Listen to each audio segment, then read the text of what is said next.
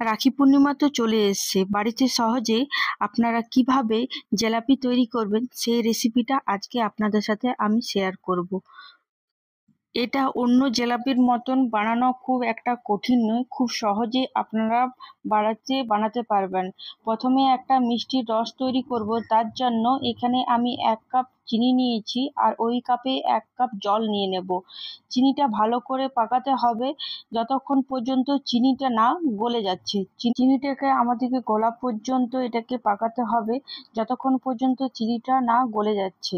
এখানে আমাদেরকে চিনিটা খুব গাঢ় বা একটা তার তৈরি করতে হবে না, জাস্ট চিনিটা গলে গেলেই আমাদের এটা হয়ে যাবে। তারপর আমি এখানে 7 থেকে 8টা কেশর অ্যাড করে দিয়েছি। এটা যদি দিই তাহলে একটা খুব সুন্দর একটা কালার আসবে, জিলাপির একটা কালার থাকে সেই কালারটা এখানে চলে আসবে। আপনারা দেখতে পেলেন এখানে কোনো তার বেগারা আসেনি, তার হাতে দিলে একটা চিপচিপি ভাব বা একটা অয়েলি ভাব আসবে। এরপর এখানে আমি পনিরটাকে হাতের সাহায্যে ছোট ছোট করে এখানে দিয়ে দিচ্ছি। দিয়ে দেওয়ার পর এখানে 1 কাপ ময়দা দিয়ে দেব। ময়দা দেওয়ার পর আপনারা যদি চান যে বাড়িতে বানানো পনির যদি দেন তাহলে ওইটাও ভালো হয়, আমি এখানে দোকান থেকে কিনে এনে দিয়েছি। এরপর ছোট চামচে 1 চামচ বেকিং পাউডার দিয়ে দিলাম আর ওই কাপে 1/2 কাপ দুধ দিয়ে দিলাম। দুধ দিয়ে দেওয়ার পর এখানে আমি একটা ফুড কালার দিয়ে দেবো। ফুড কালার দেওয়ার পর এখানে ভালো করে মিশ্রণটা তৈরি করে নেব। খুব মিহিভাবে এখানে পেস্ট করতে হবে। পেস্ট করা হয়ে গেছে, আপনারা দেখতেই পাচ্ছেন। দেখুন কি সুন্দর একটা স্মুথ ভাবে একটা পেস্ট তৈরি হয়েছে। আপনাদেরকে আমি হাতের সাহায্যে দেখিয়ে দিচ্ছি কি সুন্দর একটা স্মুথ পেস্ট তৈরি হয়েছে। আপনারা এরপর জিলাপিটা যেভাবে তৈরি করব তার জন্য আমাদের এখানে পাইপিং ব্যাগ লাগবে। আমি এখানে পাইপিং ব্যাগের সাহায্যে এই জিলাপিটা তৈরি করব। আপনাদের কাছে যদি না থাকে তাহলে আপনারা দুধের যে প্যাকেট হয় সেই প্যাকেটের মাধ্যমে আপনারা এটা করতে পারবেন। আর হ্যাঁ, আমি যে পেস্ট করার সময় যে ফুড কালারটা দিয়েছি সেটা যদি আপনাদের কাছে না থাকে তাহলে আপনারা স্কিপ করতে পারেন। যদি থাকে তাহলে অবশ্যই দেবেন, কেন জিলাপির মধ্যে একটা কালার থাকে, সেই কালারটা তাহলে আসবে। এরপর আমি একটা খুন্তির সাহায্যে আমি ওই পাইপিং এর মধ্যে একটু একটু করে সব দিয়ে দিই। আর হ্যাঁ, আপনাদেরকে একটা বলতে ভুলে গেলাম, যে দুধটা অ্যাড করব সেই দুধটা কিন্তু গরম হলে চলবে না, রুম টেম্পারেচারে আমরা দুধটা ইউজ করব। এবারে যে চাশনিটা আমি তৈরি করেছিলাম সেখানে আমি 2টো এলাচ টুকরো করে দিয়ে দিলাম। এরপর একটা ফ্রাই প্যানের সাহায্যে আমরা এই জিলাপিটা করব, তাই আমি তেলটা গরম হতে দিয়ে দিলাম। আর আপনাদেরকে একটা দেখিয়ে দিচ্ছি যে আমার এটা কত সুন্দরভাবে হয়ে যাচ্ছে। আপনারা যখন করবেন তখন তেলটা খুব হাই ফ্লেমে যাতে না থাকে আর খুব লো না থাকে, মিডিয়াম ভাবে থাকবে, বেশি হাই ফ্লেমে জিলাপিটা করবেন না।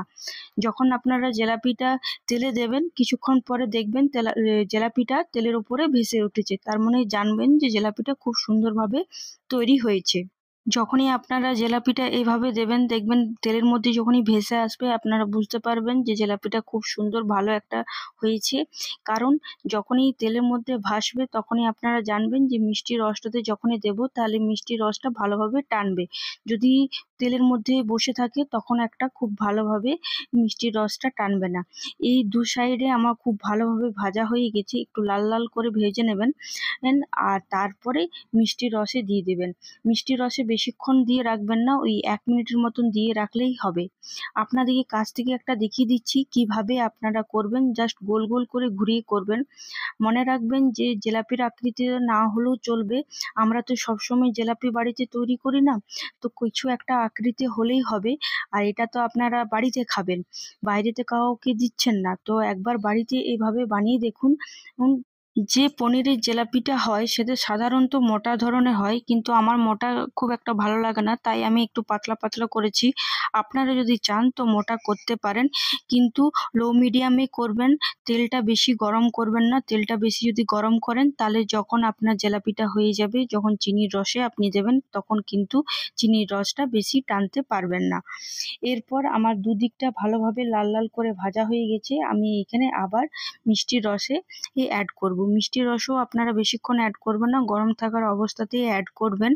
আমি এখানে অ্যাড করে দিলাম, 1 মিনিটের মতন অ্যাড করে দেওয়ার পর এখানে একটু নাড়াচাড়া করে নিচ্ছি।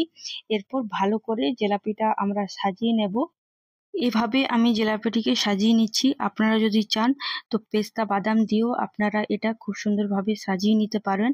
আর একটা কথা, জিলাপির আকারে বা ভালোভাবে হচ্ছে না সেটার দিকে যাবেন না, আমরা বাড়িতে এটা বানিয়ে সহজে খেতে পারি। আর এইভাবে আপনারা পাশে থাকুন। আমার ভিডিও যদি আপনাদের ভালো লাগে তো একটা কমেন্টে জানাবেন।